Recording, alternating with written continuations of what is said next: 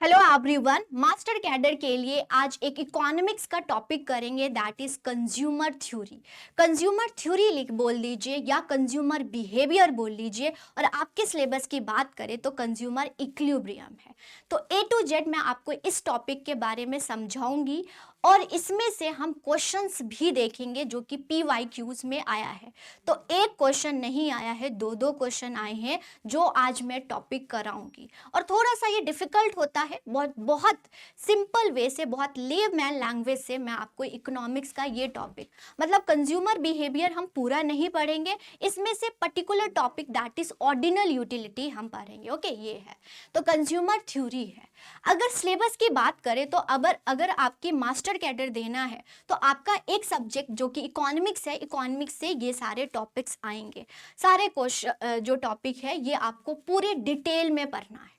लेकिन यहाँ पर मैं आप सभी को ये भी बताना चाहूंगी स्टूडेंट, जो टॉपिक यहाँ पर लिखा है इससे बियॉन्ड भी पूछा जाएगा। एग्जाम्पल के तौर पर यहाँ पर कंज्यूमर मतलब कि इंटरनेशनल थ्योरी के बारे में कहीं भी लिखा नहीं है। कंज्यूमर इंटरनेशनल की थ्योरी में कहीं भी नहीं लिखा है कि इंटरनेशनल थ्योरी से आपको क्वेश्चन है। लेकिन वही PYQs आप देखोगे तो उसमें से इंटरनेशनल, ट्रेडिशनल इंटरनेशनल थ्योरी से क्वेश्चंस पूछे गए हैं। तो जब आप हमसे कोर्स बाय करोगे तो आपको फुल पूरा A to Z पढ़ाया जाएगा, चाहे वो सिलेबस में मेंशन है या नहीं है। मतलब हम होलिस्टिक लेके चलेंगे, ब्रॉड चीज़ों को पढ़ के चलेंगे कि एग्जामिनर कुछ भी पूछे तो आपको पता होना चाहिए, राइट। ये है तो कंज्यूमर, देखिए इक्विलिब्रियम ये है, और इसी से हम एक आज टॉपिक करेंगे that is ordinal utility in difference curve करेंगे। ओके, तो कंज्यूमर इक्विलिब्रियम, इससे दो क्वेश्चंस पूछे गए हैं। डिमांड हो गया, नेशनल इनकम हो गया, डिटर्मिनेशन ऑफ इनकम एम्प्लॉयमेंट, मतलब कंज्यूमर क्या होता है, और कंज्यूमर थ्योरी के नाम आप करके जाइएगा, राइट, एग्जामिनर अगर पूछ लेता है। और यहाँ पर ये सारे टॉपिक्स हैं जो कि A to Z आपने पढ़ के जाना है। अगर इकोनॉमी की ब्रांच की बात करें तो कौन से ब्रांच से आपको ये सारे टॉपिक्स कवर करना है, तो आपको माइक्रो इकोनॉमिक्स पढ़ना है, मैक्रो इकोनॉमिक्स पढ़नी है, इंटरनेशनल इकोनॉमी पढ़नी है, पब्लिक इकोनॉमी मतलब पब्लिक फाइनेंस ये होता है, ठीक है, मनी एंड बैंकिंग हो गया, ग्रोथ एंड डेवलपमेंट हो गया, इंडियन इकोनॉमी, मतलब ये सारे को आपको देखना है। लेकिन पूरा नहीं पढ़ना, पूरी डिटेल में नहीं पढ़ना है, आपके जो मास्टर कैडर का लेवल ही पढ़ना है। अगर क्वेश्चन मतलब कि कोई भी अगर टॉपिक है तो उसमें से ऊपर ऊपर से सवाल पूछे गए हैं, डेप्थ में नहीं पूछे गए हैं। इंडियन इकोनॉमी से बहुत सारे डेट्स पूछे गए हैं, मनी एंड बैंकिंग से डेट्स पूछे गए हैं, तो ये सब आपको कवर करना है। तो चलिए आज की क्लास को हम स्टार्ट करते हैं, और आज की क्लास में हम करेंगे ऑर्डिनल यूटिलिटी। बहुत बहुत इजी लैंग्वेज में मैं आपको समझाने की कोशिश करूंगी। जब आप कोर्स बाय करेंगे तो वहां पर आपको सबसे पहले डिमांड पढ़ाया जाएगा। ओके, डिमांड पढ़ाया जाएगा, डिमांड के बाद हम यूटिलिटी पर आते हैं। यूटिलिटी जो है वही कंज्यूमर बिहेवियर, कंज्यूमर थ्योरी या कंज्यूमर इक्विलिब्रियम है। ओके, तो चलिए अभी हम थोड़ा सा डिमांड के बारे में पढ़ लेते हैं, डिमांड क्या होता है, फिर हम यूटिलिटी पर जाएंगे। तो जब हम डिमांड पढ़ते हैं तो वो कंज्यूमर करता है। अब बोलोगे मैम क्या ये प्रोड्यूसर नहीं करता है? नो स्टूडेंट, कभी भी प्रोड्यूसर डिमांड नहीं करता है। जो चीज़ों को कंज्यूम करता है हम उसको कंज्यूमर बोलते हैं, ठीक है, बस खा लिया। बनाया किसने? प्रोड्यूसर ने भैया। लेकिन जिसने कंज्यूम किया उसको हम कंज्यूमर बोलेंगे, ठीक है। कंज्यूमर डिमांड करता है। अब डिमांड किसको कहते हैं, है ना, डिमांड किसको कहते हैं? तो डिमांड तीन चीजों से मिलकर बना है। अगर किसी चीज की डिजायर हुई, मतलब किसी चीज का वांट हुआ, डिजायर, या मुझे ये चीज चाहिए, तो वो होना चाहिए। फिर आपके पास एबिलिटी टू बाय होनी चाहिए और विलिंगनेस टू बाय होना चाहिए। एबिलिटी मतलब पैसा होना चाहिए, तभी आप वो चीज़ की जो आपका डिज़ायर है उसको फुलफिल कर पाओगे। पैसे के बिना काम नहीं चलेगा। और पैसे के बाद आप वो उसको जाकर बाय भी करोगे। बहुत बार ऐसा होता है कि जब पैसा भी होता है और फिर भी हम खरीदने के लिए नहीं जाते हैं। तो डिमांड तब होगा जब आप किसी चीज की डिजायर करोगे। अब डिजायर ही नहीं करेंगे तो फुलफिल कैसे होगा? डिजायर होना चाहिए, पैसा होना चाहिए, और फाइनली जाके बाय करते हो तो हम डिमांड बोलेंगे, अदरवाइज सिर्फ डिजायर, सिर्फ एबिलिटी और सिर्फ विलिंगनेस को नहीं बोलते हैं। आया समझ? तो डिमांड इज ऑलवेज अबाउट, ये डेफिनेशन है, डिमांड फॉर अ कमोडिटी, कोई भी चीज की कमोडिटी। कमोडिटी मतलब गुड्स एंड सर्विसेज।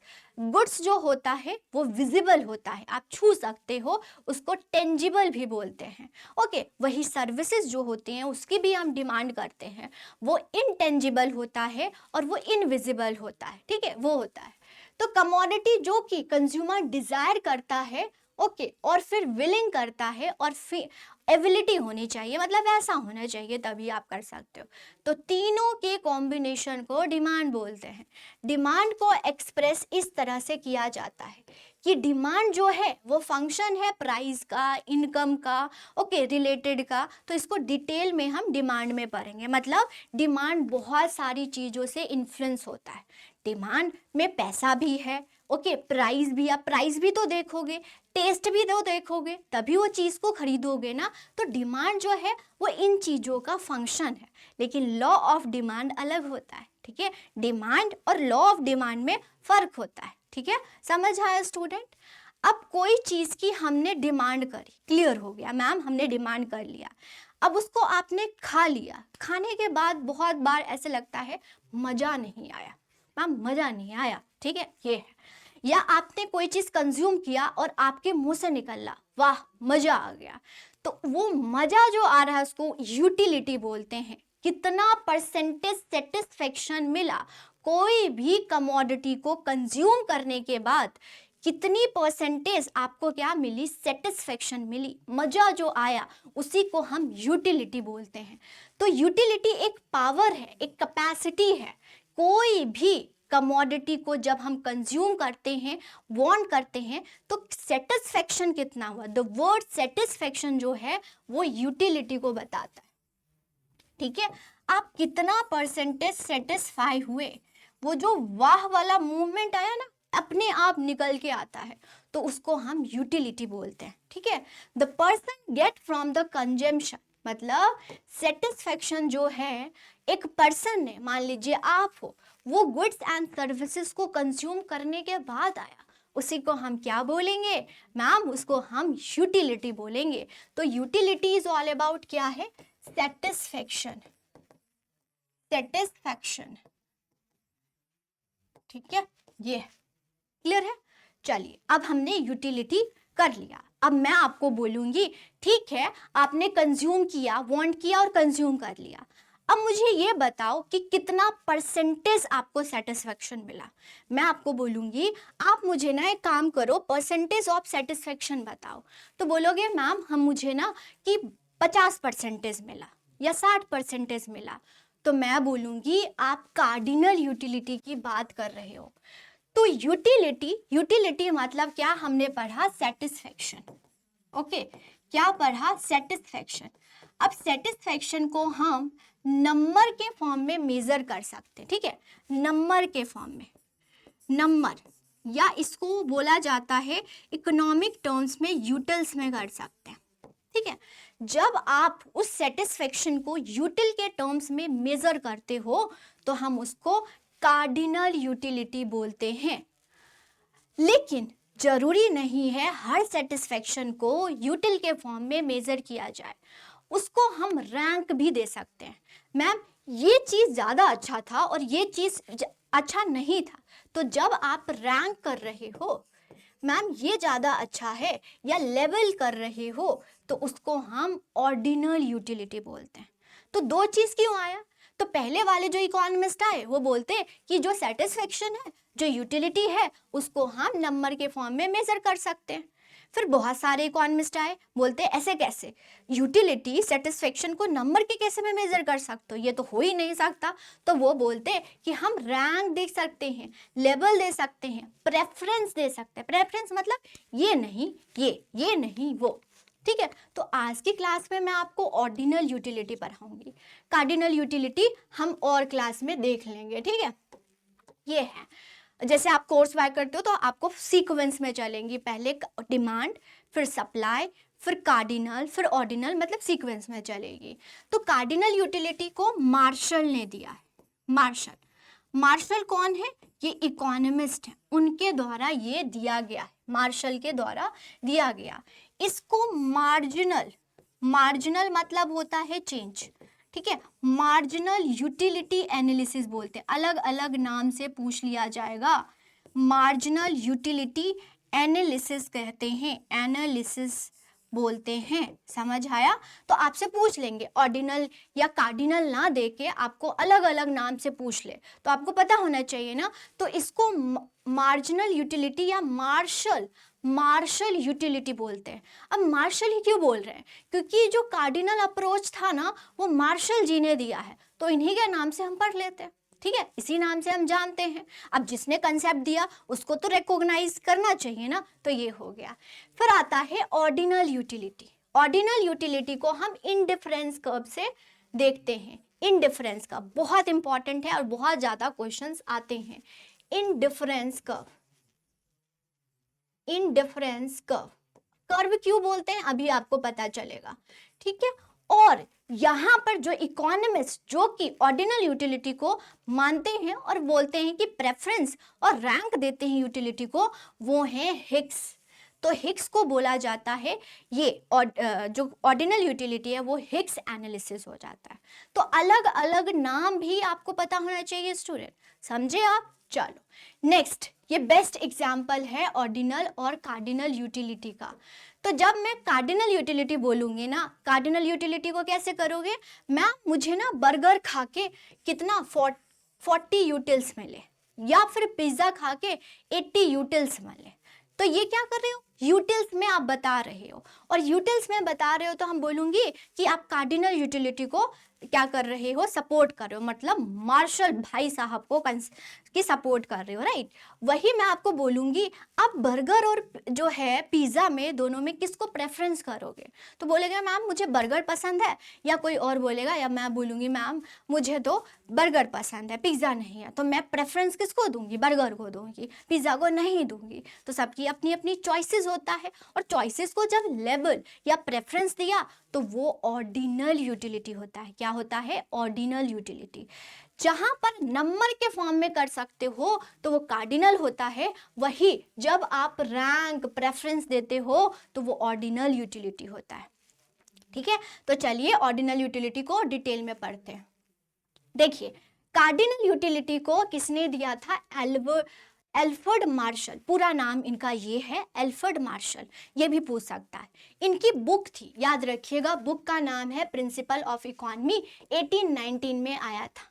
ये बोलते हैं यूटिलिटी, यूटिलिटी हमने क्या पढ़ा मैम? हमने सेटिस्फेक्शन पढ़ा। तो बोलते हैं कि ये सेटिस्फेक्शन को जब मेजर किया जाता है एब्सोल्यूट नंबर में, एब्सोल्यूट मतलब 40, 50, 60, तो ये क्या हो जाएगा? Cardinal utility. यूटिल्स, यूटिल्स मतलब नंबर के फॉर्म में क्वांटिफाई कर रहे हैं, क्लियर है? ये है। वही ऑर्डिनल यूटिलिटी इंट्रोड्यूस किया था प्रेटो ने, सबसे पहले प्रेटो ने, फिर एजवर्थ ने, और सबसे ज्यादा जो पॉपुलराइज किया और काम किया वो हिग्स है। तो हिग्स ज़्यादा इस पर एम्फसाइज करते हैं, लेकिन पहले प्रेटो ने इसके बारे में बात की थी, लेकिन इतने उन्होंने पॉपुलराइज नहीं किया, हिग्स ने ज़्यादा इस पर काम किया, तो हिग्स का नाम ज़्यादा आ जाता है। लेकिन आपको पता होना चाहिए कि ये भी है। लेकिन ऑर्डिनल यूटिलिटी में बोला जाता है कि जो सेटिस्फेक्शन होती है ना, जो यूटिलिटी होती है ना, उसको हम मेजर नहीं कर सकते। कैसे मेजर कर सकते हो? ये 40 यूटिल, मान लो कि मैं आपको बोलूंगी मेरी क्लास देखकर आपको कितना यूटिल्स में कितना सेटिस्फेक्शन मिला, तो आप मेजर नहीं कर सकते। तो बहुत सारी चीजें होती हैं जहां पर हम मेजर नहीं कर सकते, है ना, बहुत सारी क्वांटिफाई नहीं कर सकते, बहुत सारी चीजें होती हैं। कहते कैसे तुम मेजर कर सकते हो? आप क्या कर सकते हो? रैंक दे सकते हो, ऑर्डर दे सकते हो, प्रेफरेंस दे सकते हो, हाँ ये नहीं तो ये नहीं तो वो, ठीक है, एग्जाम्पल के तौर पर। तो सब आपको याद रहना चाहिए, मतलब फैक्ट, मास्टर कैडर के लिए फैक्ट तो बहुत इंपॉर्टेंट है, फैक्ट याद रखिएगा, ठीक है। ये सब जो है इकोनॉमिस्ट हैं जिनका फोटो आपको पता होना चाहिए। ये है एल्फ्रेड मार्शल जो कि क्या दिया है, कार्डिनल यूटिलिटी। प्रेटो हो गए, एजवर्थ हो गए, हिग्स हो गए, ये क्या दिया है, ज़्यादा काम इन्होंने किया है और इनडिफरेंस कर्व के थ्रू ऑर्डिनल यूटिलिटी को क्या किया है, इन्होंने बताया है, कंसेप्ट को समझाया है। अब हम चलते हैं ऑर्डिनल यूटिलिटी की तरफ, समझते हैं।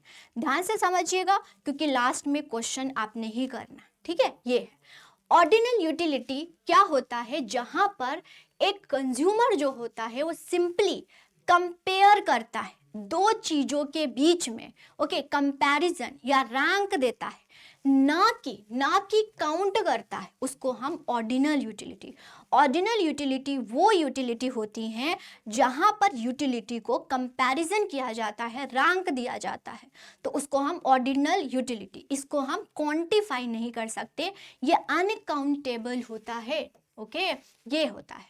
अब कैसे इसको हम प्रेजेंट करेंगे, तो देखिए स्टूडेंट, इसको हम टेबल बोलते हैं, ओके, और इसको हम टेबल को ही, जो हमने टेबल बनाया, ओके, शेड्यूल भी उसको बोलते हैं, उसको हमने ओके ग्राफ के थ्रू प्रेजेंट कर दिया, तो वो हो जाता है ग्राफिकली रिप्रेजेंटेशन, टेबल का ही होता है। तो टेबल में अगर मैं आपको समझाना चाहूँ ऑर्डिनल यूटिलिटी, तो मान लीजिए आपके पास मैंने आपको एप्पल दिया और मैंने आपको ऑरेंज दिया, दो चीज़ दी, फ्रूट्स। आप बोलोगे मैम मुझे ना एप्पल ज़्यादा दो, ऑरेंजेस कम दो, लेकिन दो ही चीज़ है, राइट। आपको लेवल जो है मान लो कि 10 ही है, 10 है हमारे पास चीज़ें, मैक्सिमम। रिसोर्सेज तो लिमिटेड होते हैं ना, इकोनॉमिक्स में हम पढ़ते हैं क्या, रिसोर्सेज लिमिटेड है, उसी में से चॉइसेस करने पड़ेंगे। तो 10 ही चीज़ है, उसमें से आपको प्रेफरेंस करना होगा। तो आप बोलोगे मैम ज़्यादा मुझे एप्पल दो और कम क्या दो, ऑरेंजेस। तो जैसे आप एप्पल को इंक्रीज करोगे, ऑरेंजेस को कम करोगे, है ना, क्योंकि रिसोर्सेज क्या है इकोनॉमी में, लिमिटेड है, उसी में से चॉइसेस करने पड़ेंगे आपको, ठीक है। इकोनॉमिक्स यही तो हम पढ़ते हैं। तो मोर एप्पल को लेने के लिए लेस क्या करना पड़ेगा, इसको ऐसे समझते हैं, मोर एप्पल को लेने के लिए मीन्स अगर आप एक एप्पल ले रहे हो तो 10 ऑरेंजेस ले रहे हो। अब ऑरेंजेस आपको नहीं चाहिए, अच्छा नहीं लगता, तो आप ज़्यादा एप्पल बढ़ाओगे, तो इसको बढ़ाने के लिए आपको ऑरेंजेस को कम करने होगा। और यही जो टेबल था उसको हमने यहाँ पर प्रेजेंट कर दिया। तो एप्पल को एक्स एक्सिस पर ले लिया और वाई एक्सिस पर ऑरेंजेस को ले लिया, ठीक है, और वही प्लॉट कर लिया। मतलब क्या था, 1 और 10 था ना, 1 और 10 था, यहाँ डॉट बना दिया, फिर ये डॉट बना दिया, ये डॉट बना दिया। जब इसको आप मिलाओगे स्टूडेंट, जब इसको मिलाओगे तो एक कर्व बनेगा। अब इसका नामकरण कर देते हैं, कर्व बन गया, इसका नामकरण कर देते हैं। नामकरण कर दिया तो ये हो गया आईसी। आईसी क्या होता है, इनडिफरेंस कर्व। तो जो आपने कर्व बनाया, जो वो सेटिस्फेक्शन को आपने ग्राफ के थ्रू बनाया, जो वो कर्व बना, उसको हम इनडिफरेंस कर्व बोलते हैं। क्या बोलते हैं, इनडिफरेंस। तो ऑर्डिनल यूटिलिटी को रिप्रेजेंट करने के लिए, ये सेटिस्फेक्शन ही थे, उसको रिप्रेजेंट करने के लिए हम आईसी का यूज करते हैं, दैट इज इनडिफरेंस कर्व, ठीक है। तो इनडिफरेंस कर्व हो गया। अब इसकी ये क्या बताता है, इनडिफरेंस कर्व बताता है all those combination of goods, मतलब जो आपने कॉम्बिनेशन ऑफ गुड्स किया, कॉम्बिनेशन क्या था, एप्पल और ऑरेंज, वो आपको हर एक पॉइंट पर सेम लेवल ऑफ सेटिस्फेक्शन दे रहा है, सेम लेवल ऑफ सेटिस्फेक्शन दे रहा है। मींस आपसे पूछेगा एग्जामिनर, क्या आईसी पर हर एक पॉइंट पर सेम लेवल ऑफ सेटिस्फेक्शन दे रहा है, तो बोलोगे यस, जो भी आपने कॉम्बिनेशन किया है वो आपने अपनी यूटिलिटी के बेस पर किया है ना। तो आप ऐसे कैसे बोल सकते हो कि आपको सेटिस्फेक्शन नहीं मिला है, आपने चॉइसेस की हैं। तो हर एक पॉइंट पर, ओके, आईसी के हर एक पॉइंट पर आपको सेम लेवल ऑफ सेटिस्फेक्शन देता है, और ये आईसी की मेन प्रॉपर्टी होती है, मेन मीनिंग होती है कि आईसी पर सारे लेवल, सारे जो कॉम्बिनेशन आपको किया है उसको सेम सेटिस्फेक्शन दे रहा है, सेम सेटिस्फेक्शन सेटिस्फेक्शन दे रहा है। क्लियर है स्टूडेंट? तो ये all the combination of indifference curve give you a same level, सब में बराबर सेटिस्फेक्शन मिल रहा है। ठीक है, ये नहीं बोल सकते ए पर ज्यादा है, बी पर ज्यादा है। सेम आईसी बोल रही हूं, अगर आईसी इंक्रीज हो जाएगा, अपवर्ड शिफ्ट हो जाएगा, तो आपकी प्रेफरेंस चेंज हो जाएगी। अभी हम धीरे धीरे पढ़ेंगे, ठीक है। लेकिन सेम आईसी पर हर एक पॉइंट की कॉम्बिनेशन जो आपने किया है वो आपको सेम लेवल ऑफ सेटिस्फेक्शन देता है। क्लियर है? ओके। अब देखिए स्टूडेंट, जब भी हम इकोनॉमिक्स पढ़ेंगे ना, तो इकोनॉमिक्स में कुछ अजम्पशन होती हैं। मैम ये अजम्पशंस क्या होते हैं? मतलब कोई भी थ्योरी है वो वैलिड है तो वो अजम्पशन के बेस पर है। अगर वो अजम्पशंस नहीं होंगे तो वो थ्योरी फेल हो जाएगा। तो अजम्पशंस बहुत इंपॉर्टेंट है। तो ऑर्डिनल यूटिलिटी में जो हम पढ़ रहे हैं वो अजम्पशन पर बेस है। अजम्पशंस क्या है? पहला अजम्पशन है कंज्यूमर जो होता है वो रैशनल होता है। कभी कभी आपने सुना होगा ना, मैं रैशनल पर्सन हूँ, सुना होगा आपने। रैशनल क्या होता है कि इकोनॉमिक्स जो भी चीजें लिया जाता है, डिसीजन लिया जाता है, वो रैशनल होता है। रैशनल मतलब क्या होता है? हमारे पास दिमाग है, ओके, हमारे पास माइंड है, हम सोच सकते हैं, विचार सकते हैं और सही सही डिसीजन ले सकते हैं, उसी को हम रैशनल कंज्यूमर बोलते हैं। क्लियर है? ये चीज है ordinal utility. Okay, ordinal utility है। ऑर्डिनल मतलब रैंक दे सकते हो, यहाँ पर हम सोच सकते हैं, रैंक दे सकते हो, प्रेफरेंस दे सकते हो, लेकिन नंबर के फॉर्म में नहीं दे सकते, ये याद रखिएगा। नॉन स्टैटिएटी, नॉन स्टैटिएटी मतलब कभी भी सेटिस्फेक्शन नहीं मिलता है ना, ऐसे ही होता है ना, सेटिस्फेक्शन कभी नहीं मिलता है। तो जितना ज़्यादा हाई आप जाओगे, मतलब higher the IC, higher the level of satisfaction, more and more, कभी भी वो सेटिस्फेक्शन नहीं होता है। तो वो नॉन स्टैटिएटी पर डिपेंड करता है। ये है ये diminishing marginal utility, diminishing marginal rate of substitution, इसको शॉर्ट में MRS बोलते हैं, मार्जिनल रेट ऑफ सब्स्टिट्यूशन।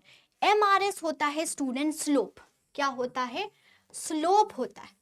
क्या होता है? स्लोप। स्लोप मतलब कि इस कर्व का स्लोप क्या है? अब आप अभी सोच रहे होगे ना, मैम ये डाउनवर्ड क्यों हो रहा है ना, ये ऐसे क्यों नहीं है इस कर्व? क्या आपके दिमाग में ये बात नहीं आई कि मैम ये डाउनवर्ड ही क्यों बना रही है? क्यों बना रही है? क्योंकि इसकी एक प्रॉपर्टी है that is diminishing marginal utility. ये डाउनवर्ड क्यों बन रहा है? क्योंकि आईसी की जो प्रॉपर्टी है वो है, उसका स्लोप जो होगा वो क्या होगा? डिमिनिशिंग मतलब डिक्लाइन, मतलब डाउनवर्ड स्लोपिंग। ठीक है, तो आईसी क्या है? आईसी का स्लोप, स्लोप क्या है? स्लोप क्या है? डिक्लाइनिंग है। डिक्लाइनिंग मतलब डाउनवर्ड स्लोपिंग, डाउनवर्ड स्लोपिंग। और डाउनवर्ड स्लोपिंग को हमने क्या बोला? MRS। मार्जिनल, मार्जिनल मतलब होता है student always change one additional unit. आपसे ये भी पूछ लेंगे कि what do mean by marginal. ठीक है, तो एडिशनल यूनिट हम जब कंज्यूम करते हैं तो उसको हम मार्जिनल बोल देते हैं। चेंज होता है एडिशनल मतलब एक एप्पल को लेने के लिए, है ना, अभी हमने पढ़ाया आपको कि एक एप्पल को लेने के लिए हम दूसरे को क्या कर रहे हैं? सेक्रीफाइस कर रहे हैं, दूसरे को हम कम कर रहे हैं। समझ आया? और ये स्लोप क्या होता है? डाउन। एक को इंक्रीज करने के लिए दूसरे को ज्यादा ज्यादा कम कर रहे हो। ठीक है, कम कर रहे हैं तो उसको हम बोलेंगे क्या? वो डिमिनिशिंग है। अब चलते हैं MRS के बारे में पढ़ लेते हैं, that is marginal rate of substitution. Marginal rate of substitution ये क्या है? Slope of IC, slope of IC. ठीक है, मीन्स आप x को इंक्रीज करने के लिए y को कम कर रहे हो, मतलब x को, मतलब एप्पल को इंक्रीज करने के लिए ऑरेंजेस को कम कर रहे हो। जब वो डिक्लाइन कर रहे हो उसी को हम बोलेंगे मार्जिनल रेट ऑफ सब्स्टिट्यूशन, क्योंकि ये आईसी की स्लोप है। आईसी क्या है? डाउनवर्ड है, डिक्लाइनिंग है। ये है consumer increase the consumption of one good, एक गुड को इंक्रीज करने के लिए दूसरे को गिव अप कर रहा है, डिक्रीज कर रहा है। समझे? और ये स्लोप क्या है? डाउनवर्ड। अब इसको हम प्रूव करके बताते हैं। बोल रहे हो मैम, प्रूव भी करो। देखो यहाँ पर तो मान लो कि एक को हम एप्पल को इंक्रीज करने के लिए ऑरेंजेस को कितना गिव अप कर रहे हैं, कितना गिव अप कर रहे हैं। तो पहले कुछ नहीं, फिर दूसरे बार हमने क्या किया, इसको डिफरेंस कर लो, मतलब 3 ऑरेंजेस को, मतलब एक और एप्पल को इंक्रीज करने के लिए 3 ऑरेंजेस को आपने कम किया, गिव अप किया। ओके ये है। फिर 7 मतलब एक और एप्पल को लेने के लिए 2 ऑरेंजेस को कम किया, फिर 1 ऑरेंजेस को कम किया। तो यहाँ पर देखो स्टूडेंट, पहले 3 है, फिर 2 है, फिर 1 है, मीन्स ये स्लोप क्या है, डिक्लाइनिंग। तो स्लोप को हमने MRS से बोल दिया, समझ आया। मीन्स एक ज्यादा एप्पल लेने के लिए हम ऑरेंजेस को क्या कर रहे हैं, गिव अप कर रहे हैं, कम कम कर रहे हैं, और वो क्या है, डिक्लाइनिंग है ना। इसीलिए हमारा IC भाई साहब क्या है, डिक्लाइनिंग है। आया समझ, आया समझ, क्योंकि स्लोप डिक्लाइनिंग है। इसीलिए IC जो है एक प्रॉपर्टीज पर डिपेंड करता है, एक अजम्पशन पर डिपेंड करता है, that is diminishing marginal utility. It means जब IC डिमिनिशिंग होगा तो ये थ्योरी पास होगी, अदरवाइज ये फेल हो जाएगी, क्योंकि अजम्पशन पर बेस है ना। आया समझ ये चीज। ओके चलो, लेकिन देखो in case of ordinal utility marginal rate of substitution क्या है, डिक्लाइनिंग है।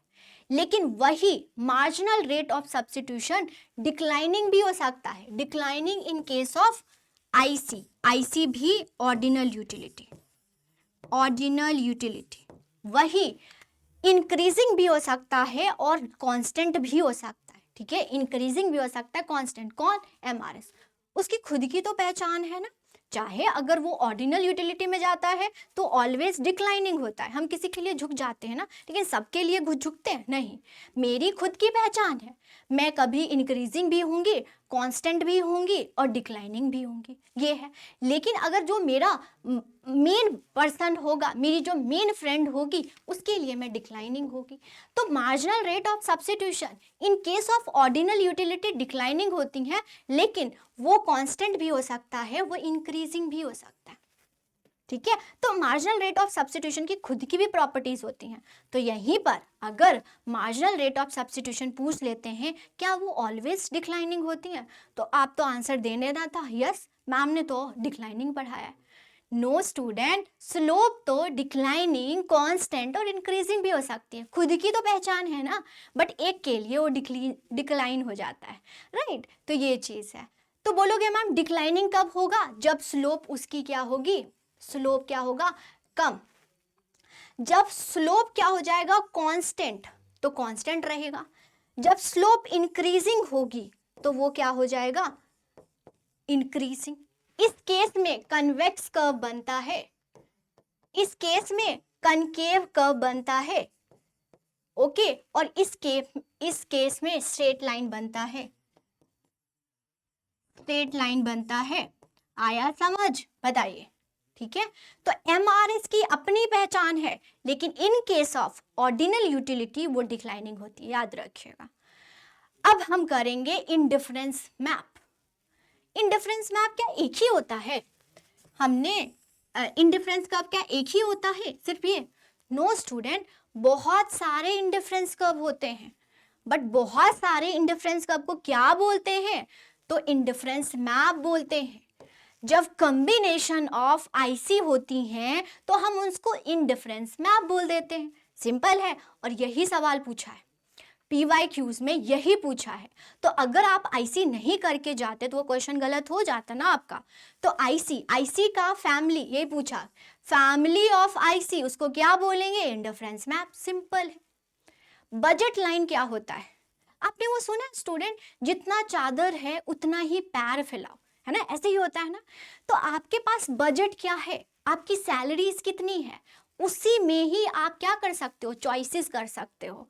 तो बजट लाइन बोलता है मैक्सिमम मनी आपके पास कितना है, मैक्सिमम मनी कितना है, और उसी में आप अपनी यूटिलिटी कर सकते हो, अपनी सेटिस्फेक्शन कर सकते हो।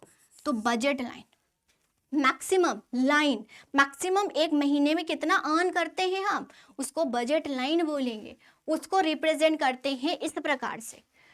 इसी में आप कॉम्बिनेशन कर सकते हो, ठीक है, इसी में।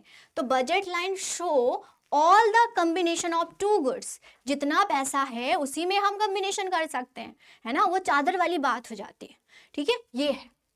लेकिन जो वो कॉम्बिनेशन आप कर रहे हो, ओके, बजट लाइन तो ये है, ठीक है, बजट लाइन तो ये है, this is our budget line, ठीक है, this is our budget line.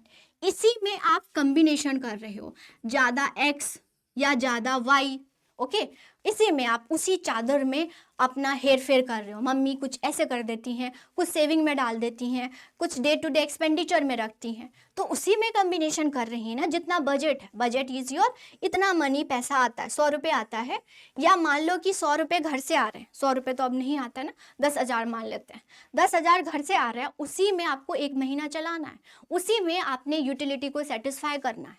तो जो 10,000 आया है, आपको घर से आया है, वो होता है बजट लाइन। लेकिन उसी में आप कॉम्बिनेशन कर रहे हो तो उसको बोलोगे बजट सेट। क्या बोलोगे? Budget set. The opportunity of incorporated all feasible line. Feasible line, जब आप 10,000 के नीचे नीचे जितने भी कॉम्बिनेशन कर रहे हो फिजिबल है, उससे ज़्यादा करोगे तो प्रॉब्लम आ जाएगी, इधर से लेना होगा, उधर से लेना होगा, बहुत प्रॉब्लम, बहुत मार पड़ेगी, ओके, वो चीज़ है। तो बजट सेट समझ आया? जो भी फिजिबल लाइन में, मीन्स इस बजट लाइन के अंडर अंडर ही काम कर रहे हो तो उसको बजट सेट बोलते हैं। तो बजट, अगर इंडिफरेंस मैप पूछ सकता है एग्जामिनर, तो इस साल आपसे पूछ सकता है कि बजट सेट क्या होता है, बजट लाइन क्या होता है, तो आपको पता होना चाहिए, ठीक है। ये अब देखिएगा, बजट लाइन या तो इनकम की वजह से या तो प्राइस की वजह से क्या होता है, मूवमेंट होती है बजट लाइन में, या तो शिफ्ट होता है। बजट लाइन हमने पढ़ा ना, ये वाला, ठीक है, ये बजट लाइन। अब इसमें या तो शिफ्टिंग होती है या तो मूवमेंट होता है। मूवमेंट मतलब घिसकता है, शिफ्ट नहीं होता, जगह चेंज नहीं करता है, खिसकता है इधर से इधर। लेकिन जब वो अपनी पोजीशन को चेंज कर देता है तो उसको हम शिफ्टिंग बोलते हैं। तो जब वो उसमें मूवमेंट होती है, मूवमेंट होती है वो प्राइस की वजह से, हम डिमांड में भी पढ़ते हैं ये, वहाँ पर बहुत अच्छे से क्लियर हो जाता है ये चीज़। लेकिन यहाँ पर याद रखिएगा, अगर कोई भी मतलब डिमांड कर्व में अगर चेंजेस हो रहे हैं, मतलब मूवमेंट हो रही हैं, वो प्राइस की वजह से होता है। लेकिन अगर कर्व शिफ्ट हो रहा है, अपनी पोजीशन को चेंज कर रहा है, वो इनकम की वजह से। अभी मैं आपको बताती हूँ। मान लीजिए आपकी एक गुड वन की प्राइस इंक्रीज हो गई। अब मुझे बताओ, जब प्राइस इंक्रीज होता है तो क्या करते हो, डिमांड कम करते हो ना। जब किसी भी चीज़ की प्राइस इंक्रीज हो जाती है तो हम वो चीज़ नहीं बाय करते, है ना। तो जब प्राइस इंक्रीज हो जाता है तो आपका बजट लाइन क्या हो जाएगा, इनवर्ड शिफ्ट हो जाएगा। मतलब पहले ये था, जब प्राइस इंक्रीज हुआ किसका, गुड वन का, तो आप उसको कम बाय करोगे। हमेशा एक और चीज याद रखिएगा स्टूडेंट, देखिए एक और चीज, जब भी आप लेफ्ट वर्ड शिफ्ट करेंगे, लेफ्ट वर्ड शिफ्ट, ठीक है, तो उसमें डिक्लाइन होती है, कोई भी चीज डिक्लाइन होती है। अगर राइट वर्ड शिफ्ट हो रहे हैं ना, राइट वर्ड शिफ्ट हो रहे हैं, ये ना हमें थोड़ा सा, जब स्टार्टिंग क्लास होती है ना तो मैं आपको कर्व के बारे में समझाती हूँ कि कर्व कैसे होता है।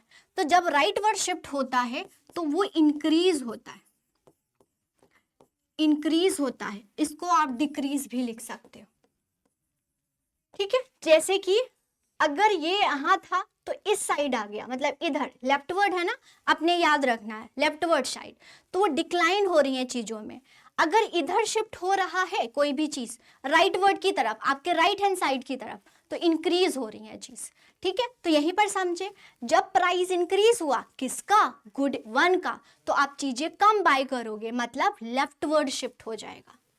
या इनवर्ड बोलते हैं, क्या बोलते हैं, इनवर्ड। इनवर्ड आपसे पूछ सकता है एग्जामिनर, लेकिन प्राइस होगा ये इनवर्ड, या फिर लेफ्ट वर्ड, लेफ्ट वर्ड, ठीक है। यहां पर देखते हैं, जब प्राइस कम हो गया तो आप इंक्रीज कर दोगे चीजों को, तो ये राइट वर्ड शिफ्ट हो जाएगा, राइट वर्ड। ये था तो ये हो गया, क्लियर हो गया, ये चीज है। उसी प्रकार से गुड 2 का भी हो जाएगा। अगर प्राइस इंक्रीज हुआ तो लेफ्ट वर्ड कम हो जाएगा इस तरफ से, कंफ्यूज नहीं होना है। वही प्राइस कम हो गया तो राइट वर्ड इस साइड, राइट इस साइड शिफ्ट होगी, राइट वर्ड इस साइड। ऑलवेज अगर इधर बाहर की तरफ जाएंगे, ऐसे याद रखना, बाहर की तरफ जाएंगे तो इंक्रीज होगा, अगर हम जीरो की तरफ जाएंगे, इस जीरो की तरफ, तो डिक्लाइन होगा। समझ आ गया, सिंपल सा था, ठीक है। ये अब इनकम की वजह से क्या होती हैं, शिफ्टिंग होती है। अब देखो यहाँ पर अपनी पोजीशन नहीं छोड़ रहा है, वो रिजिड है, नहीं छोड़ेंगे हम, खिसक लेंगे, लेकिन यहाँ पर देखो वो अपनी पोजीशन को चेंज कर रहा है। वो इंक्रीज हुई इनकम तो वो राइट वर्ड शिफ्ट हो गया, राइट ज्यादा पैसा आएगा तो मॉल भागोगे ना आप, ठीक है, राइट वर्ड शिफ्ट हो रहा है, ठीक है। वही इनकम कम हो गई है, पैसा ही नहीं है तो हम कहाँ जाएंगे भाई, चीजों को ही कम कर देंगे, तो लेफ्ट वर्ड। ये भी पूछ लिया जाता है एग्जामिनर के द्वारा। तो बजट लाइन कैसे हो रहा है, ड्यू टू प्राइस और ड्यू टू इनकम। प्राइस की वजह से क्या हो रही है, मूवमेंट हो रही है, और इनकम की वजह से क्या हो रहा है, शिफ्टिंग हो रही है। समझ आया, ये चीज है, ये बहुत एग्जामिनर पूछता है, वैसे ही हम डिमांड में भी पढ़ते हैं। अब देखो सिलेबस में ये क्या था, कंज्यूमर इक्विलिब्रियम। तो आप बोलोगे मैम अब तक आपने कंज्यूमर इक्विलिब्रियम तो पढ़ाया नहीं, ठीक है। अभी तक हमने क्या पढ़ा, ध्यान दीजिएगा, हमने बजट लाइन पढ़ लिया, ये है, और हमने आईसी पढ़ लिया, ये है। अब आपने मैम ने बोला कि आईसी पर देखो हमने क्या पढ़ा, आईसी पढ़ा दिया हमने आपको, ठीक है, ये आईसी है और ये बजट लाइन, ठीक है। अब दोनों के बारे में तो पढ़ना चाहिए था, तभी हम इक्विलिब्रियम कर पाएंगे। जब आईसी बजट लाइन का टेंजेंट होता है, टेंजेंट मतलब टच करता है, ऐसे याद रखना, टेंजेंट होता है तो, लेकिन वर्ड टेंजेंट लिखा होगा वहां पर, ठीक है। तो टेंजेंट होता है, टच करता है, उसी पॉइंट को कंज्यूमर इक्विलिब्रियम। हर एक पॉइंट पर सेटिस्फेक्शन है आपका, लेकिन इस पॉइंट पर आपको मैक्सिमम सेटिस्फेक्शन मिला है। मैक्सिमम सेटिस्फेक्शन तो हर पॉइंट पर था, लेकिन अकॉर्डिंग टू बजट 100 रुपये मुझे चाहिए था और 100 रुपये का आपने बेस्ट यूटिलिटी किया, ठीक है, बेस्ट यूटिलिटी किया तो मन में एक सेटिस्फेक्शन आ गया, मतलब कि बेस्ट हुआ। उसी चीज को हम कंज्यूमर इक्विलिब्रियम बोलते हैं। जहां पर कंज्यूमर का मैक्सिमम इक्विलिब्रियम होता है, मैक्सिमम सेटिस्फेक्शन मिलता है, तो उसको इक्विलिब्रियम बोलते हैं।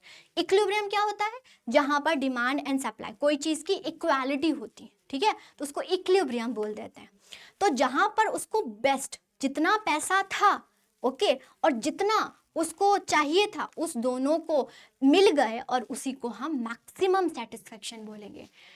Refer to the optimum choice, जो आपको चाहिए था, optimum choice of the consumer, okay, it reach the maximum, उसको सेटिस्फेक्शन मिला तो उसको कंज्यूमर इक्विलिब्रियम बोलते हैं।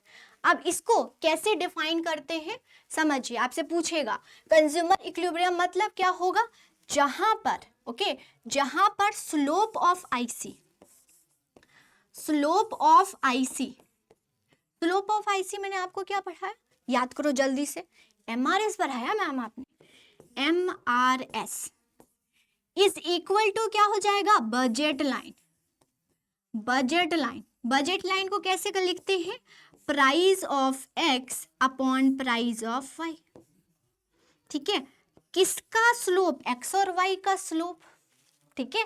तो अगर आपसे बोलेंगे आप इक्वेशन के फॉर्म में बताओ कंज्यूमर इक्विलिब्रियम, तो जहां पर स्लोप ऑफ आईसी ये है ना, और ये क्या है, बजट लाइन, दोनों मीट करेंगे वो कंज्यूमर इक्विलिब्रियम। ऐसे काम नहीं चलेगा, आप इक्वेशन से बताओ, इक्वेशन मतलब M R S X Y is equal to price of X upon price of Y, simple, ठीक है।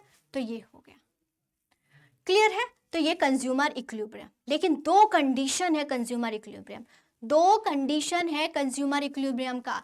एक क्या है, आपका जो बजट लाइन वो टेंजेंट होना चाहिए, टेंजेंट अभी हमने मतलब टच करना चाहिए, किसको, आईसी को, आईसी को, means M R S X Y is equal to price of X by price of Y, ठीक है। Budget line should be tangent to किसका? आईसी को, आईसी को टच करना चाहिए। ओके, दूसरा इक्विलिब्रियम कंडीशन क्या होना चाहिए? Convex to the origin. Convex to the origin मतलब वो डिक्लाइनिंग होना चाहिए। MRS क्या होना चाहिए? डिक्लाइनिंग होनी चाहिए, तभी कंज्यूमर इक्विलिब्रियम होगा, अदरवाइज नहीं होगा। तो कंज्यूमर इक्विलिब्रियम के लिए दो कंडीशन होते हैं। वन इज जो आईसी है वो टेंजेंट होने चाहिए, मतलब कि बजट लाइन टेंजेंट होने चाहिए आईसी के, और वो कन्वेक्स्ड। बोलोगे मैम कनकेव से काम नहीं चलेगा? नहीं चलेगा, कन्वेक्स टू द ओरिजिन होना चाहिए। समझे? ये चीज है, क्लियर है ये। अब एक तो आपका क्वेश्चन पूछा गया था इंडिफरेंस मैप से, और एक पूछा गया प्रॉपर्टीज से। सवाल दो क्वेश्चन पूछे गए, अभी मैं आपको दिखाऊंगी, ठीक है। तो अब हम प्रॉपर्टीज ऑफ इंडिफरेंस पढ़ेंगे। बोलते हैं कि आईसी मींस इंडिफरेंस कर्व क्या होना चाहिए? Slope downward. ये convex to the origin. Property, विशेषताएं ऑफ आईसी क्या है? ओके, ये है, बोलते हैं higher the IC higher the level of satisfaction. Non satiety पर है ना हमने कि जितना चाहिए, जितना आप दे दो उतना कम नहीं है। ओके, ज्यादा ज्यादा हमें चाहिए, तो वही चीज ये बोलते हैं, ठीक है। इंडिफरेंस कब? कभी भी टच नहीं करना चाहिए। ओके, मीट नहीं करना चाहिए। चलिए एक एक करके देखते हैं। पहला क्या है? आईसी कन्वेक्स्ड टू द ओरिजिन होना चाहिए, मतलब स्लोप जो होगा दैट इज एक्स वाई का स्लोप, आईसी का स्लोप जो होना चाहिए वो डिक्लाइनिंग होनी चाहिए, इंक्रीजिंग नहीं होना चाहिए, कांस्टेंट नहीं होना चाहिए, डिक्लाइनिंग होनी चाहिए, ठीक है। तो IC convex to the origin कब होगा? जब स्लोप क्या होगी? डिक्लाइनिंग होगी, ठीक है। ये देखो डिक्लाइनिंग है। ये क्यों है डिक्लाइनिंग? मैंने आपको बताया था ना, x को इंक्रीज करने के लिए y को कम कम कर रहे हैं। तो MRS क्या है? स्लोप क्या है? डिक्लाइनिंग है। तो ये always convex to the origin होगा। ये प्रॉपर्टीज ऑफ आईसी है, ठीक है। ये है। दूसरा क्या होने चाहिए? ये कन्वेक्स टू द ओरिजिन और डाउनवर्ड स्लोपिंग, एक ही चीज है, ठीक है। अगर वो कन्वेक्स होगा तो वो डाउनवर्ड स्लोपिंग होगा। डाउनवर्ड स्लोपिंग क्यों है ये भी मैं आपको बताती हूँ, ठीक है। डाउनवर्ड स्लोपिंग क्यों है? क्योंकि MRS डिक्लाइनिंग है, MRS डिक्लाइनिंग है। कन्वेक्स टू द ओरिजिन क्यों है? क्योंकि MRS डिक्लाइनिंग है, स्लोप डिक्लाइनिंग है। तो डाउनवर्ड स्लोपिंग होना चाहिए, एट द सेम टाइम वो कन्वेक्स टू द ओरिजिन होने चाहिए, ठीक है। समझ आया? देखो यहाँ पर प्रॉपर्टी अच्छे से ध्यान से समझो। क्या होना चाहिए? वो डाउनवर्ड स्लोपिंग होना चाहिए। क्यों? क्योंकि MRS क्या होगा? डिक्लाइनिंग। आपसे ये भी पूछ सकता है आईसी जो है वो डिक्लाइनिंग क्यों होता है? तो आप बोलोगे कि MRS क्या होता है? डाउनवर्ड स्लोपिंग होता है, ठीक है। ये कन्वेक्स टू द ओरिजिन होने चाहिए। अब बोलते हैं higher the IC higher the level of satisfaction, ठीक है। ये देखो, मतलब ए पॉइंट क्या है? लोअर आईसी पर, इसको लोअर आईसी बोलेंगे, और बी पॉइंट है जो हायर आईसी पर है। तो बी से मोर सेटिस्फेक्शन मिल रहा है, बी से मोर सेटिस्फेक्शन मिल रहा है, और ए से लेस सेटिस्फेक्शन मिल रहा है, सेटिस्फेक्शन मिल रहा है। तो जितना आईसी राइट वर्ड तो इंक्रीज ही होता है ना, तो इंक्रीजिंग सेटिस्फेक्शन भी होगी। अब मान लो एक और बना देती हूँ, तो सी से ज्यादा सेटिस्फेक्शन मिल रहा है, एक और बना देती हूँ, डी से ज्यादा सेटिस्फेक्शन मिल रहा है, और ये सबको हम क्या बोलते हैं मैम? आईसी मैप बोलते हैं, अभी पढ़ के आए ना, समझ आया? तो higher the IC higher the level, जितना ज्यादा राइट वर्ड शिफ्ट होगा हमारा आईसी हाई होगा। अब बोलोगे हम लोअर हो जाएगा तो लोअर आईसी हो जाएगी, लेस सेटिस्फेक्शन मिलेगा। समझे? ये चीज है। अब बहुत इंपॉर्टेंट है स्टूडेंट कि दो आईसी कभी मीट नहीं कर सकते, इसको मैं थोड़ा प्रूव करके बताऊंगी।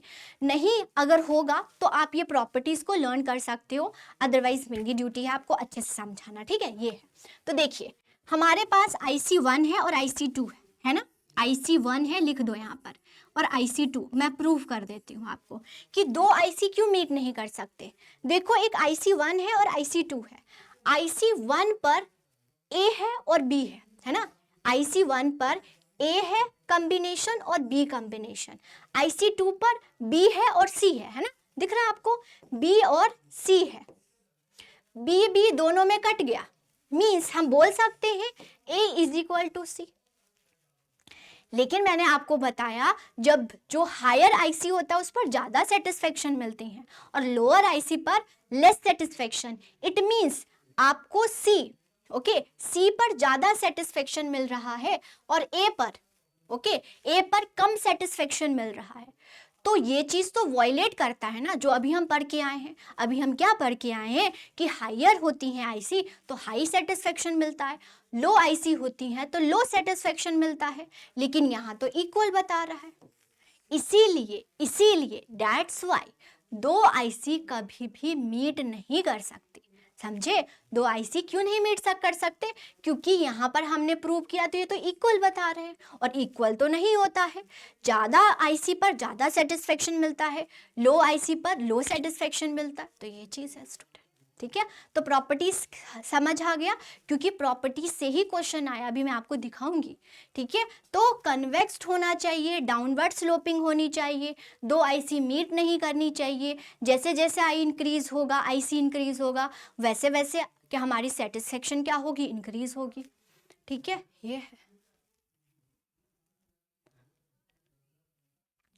अब हम टाइप, एक IC तो हमने पढ़ लिया, कन्वेक्स टू द ओरिजिन होना चाहिए, एक IC convex to the origin होना, लेकिन और भी ICs होते हैं स्टूडेंट, और भी डिफरेंट टाइप ऑफ IC बनते हैं, ठीक है? वो तो ऑर्डिनल यूटिलिटी, क्यों? क्योंकि वो अजम्पशन पर बेस था, इसीलिए वो कन्वेक्स टू द ओरिजिन था।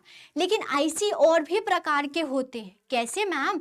जब परफेक्ट सब्स्टिट्यूशन क्या होता है? वो गुड्स जो कि परफेक्टली सब्स्टिट्यूट होते हैं, क्या? टी एंड कॉफी, मतलब टी की जगह कॉफी को यूज कर लोगे और कॉफी की जगह टी को यूज कर लोगे। उस केस में अगर आपसे पूछते हैं in case of perfect substitution goods IC कैसे बनता है, तो बोलोगे हमारा स्ट्रेट लाइन बनता है, ठीक है? स्ट्रेट लाइन बनता है, ठीक है? यहाँ पर क्या बनती है? परफेक्ट सब्स्टिट्यूशन में स्ट्रेट लाइन बनता है। क्यों बनता है? क्योंकि यहाँ पर जो MRS है, MRS मतलब MRS क्या है? कांस्टेंट इक्वल टू 1 ही होगा, ठीक है? MRS क्या है? 1 है, ठीक है? MRS 1 मतलब स्लोप जो है 1 है, मतलब हर एक पॉइंट पर आपको सेम लेवल ऑफ सेटिस्फेक्शन मिलेगा, डिक्लाइनिंग नहीं होगी। अगर आप x को 1 यूनिट से इंक्रीज कर रहे हो तो एवरी टाइम आप 1 यूनिट से डिक्लाइन कर रहे हो। तो in case of perfect substitution that is T and coffee, जो कि परफेक्ट सब्स्टिट्यूशन गुड्स होते हैं, उस केस में हमारा MRS क्या होता है? 1 होता है। और IC कैसी बनती है? स्ट्रेट लाइन बनती है। लेकिन अगर पूछते हैं ऑर्डिनल यूटिलिटी के केस में कैसा बनता है, तो convex to the origin, differentiate करें आप, ठीक है? ये अब परफेक्ट कॉम्प्लीमेंट्री क्या होते हैं? कि एक दूसरे को कॉम्प्लीमेंट करते हैं, कॉम्प्लीमेंट, इसके बिना मेरी कोई अस्तित्व नहीं, ठीक है? ये है तो मैं हूं, ये मैं हूं तो ये है। ऐसा क्या? कार और पेट्रोल, उस केस में कार एंड पेट्रोल के गुड्स के केस में IC कैसा बनता है? Right angle triangle, straight, okay, right angle बनता है। इसमें हमारा परफेक्ट कंपटीशन में MRS क्या बनता है? 0। अगर एग्जामिनर ज्यादा आपको हाई पूछेगा तो ऐसे पूछ सकता है, तो इसमें जो स्लोप होती हैं IC की 0 होती हैं। अब परफेक्ट सब्स्टिट्यूशन के केस में स्लोप क्या होता है? 1। परफेक्ट कॉम्प्लीमेंट्री मतलब कि पेट्रोल, कार एंड पेट्रोल, ठीक है, या बटर, ब्रेड और बटर, ये कॉम्प्लीमेंट्री गुड्स हैं। इसमें कैसे बनता है? राइट एंगल, ठीक है, ये होता है। अब इनडिफरेंस बैड और अच्छे गुड्स, एक अच्छा गुड है, एक एक्सिस पर अच्छा गुड है, दूसरे एक्सिस पर गंदा गुड्स है। तो मान लीजिए x पर पॉपुलेशन है और एक पर अच्छा है, एक पर गुड्स हैं और दूसरे पर बैड गुड्स हैं, जैसे पोल्यूशन। तो हमारा IC कैसे बनेगा? जो अच्छा गुड होगा उसके तरफ बेंड होगा, इधर की तरफ बेंड हो जाएगा, इससे अपना मुंह मोड़ लेगा, मुझे अच्छा गुड नहीं चाहिए, मुझे अच्छा नहीं लग रहा है, ठीक है। तो ये है, तो आई सी बेंड टूवर्ड्स क्लोथिंग, मतलब अच्छे गुड्स की तरफ, ऐसी ऐसे बनता है। समझा स्टूडेंट, समझे, सॉरी, ठीक है। तो देखो यहां पर मैं फिर से बताती हूँ, एक है हमारा कन्वेक्स टू द ओरिजिन, यहां पर एमआरएस क्या होता है, डिक्लाइनिंग। एक था परफेक्ट सब्स्टिट्यूशन, परफेक्ट सब्स्टिट्यूशन में स्ट्रेट लाइन, यहां पर एमआरएस क्या है, 1 है, लिख लीजिएगा, ओके। एक हमने पढ़ा राइट एंगल, इसमें ये परफेक्ट कॉम्प्लीमेंट्री है, इसमें हमारा ओके, इसमें हमारा एमआरएस क्या है, 0, ठीक है, ये है। अब एक न्यूट्रल गुड्स है, न्यूट्रल गुड्स हमें कोई फर्क नहीं पड़ता, उसकी प्राइस इंक्रीज डिक्रीज हो हमें कोई फर्क नहीं होता, न्यूट्रल है, मतलब न्यूट्रल मतलब नो चेंज, स्टैटिक है, कोई बदलाव कुछ हो, आंधी आए तूफान आए हमें कोई फर्क नहीं पड़ता जी, हम तो क्या है, मतलब कि हमारा निर्वाणा हो चुका है, हमें कोई फर्क नहीं पड़ता, वो न्यूट्रल गुड है, ठीक है, ये है।